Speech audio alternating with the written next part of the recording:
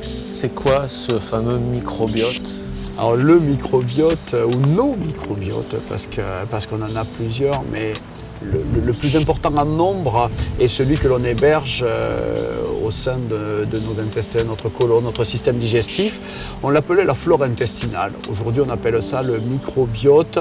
Ce sont les milliers de milliards ou les centaines de milliers de milliards de bactéries, archées, levures, champignons, virus que nous hébergeons.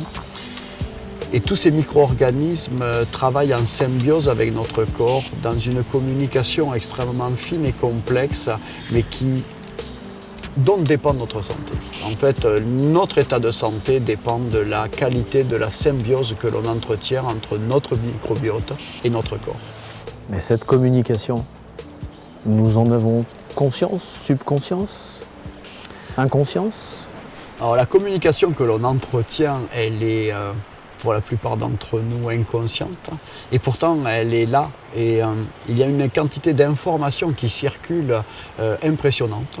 On appelle notre deuxième cerveau le système nerveux entérique. C'est tout le tissu de neurones qui tapissent nos parois abdominales et notre système digestif. C'est aussi le siège où l'on vient capter les émotions, nos propres émotions, mais aussi celles de nos interactions avec les autres personnes, avec notre environnement, avec le stress que l'on peut capter. Tout ça, ce sont des stimuli qui viennent influencer à la fois notre schéma de pensée, notre humeur, notre psychologie, mais viennent aussi modifier les paramètres biologiques au sein de notre appareil digestif et viennent du coup favoriser certaines familles, certaines souches de notre microbiote, ou au contraire être défavorable à d'autres. Donc c'est un équilibre constant qui repose sur cette communication. Nous avons autant, voire un petit peu plus de cellules microbiennes que de cellules humaines.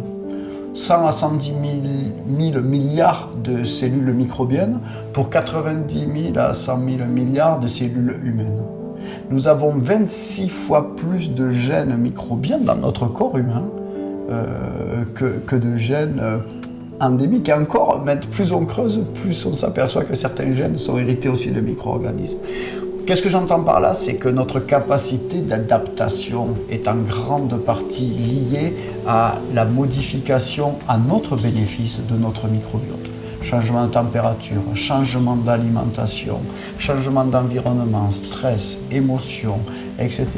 Changement y compris de paramètres comme la qualité de l'air ou autre, de l'eau. Notre microbiote va trouver des stratégies pour s'adapter parce qu'il a un pool génétique beaucoup plus large que celui de l'homme.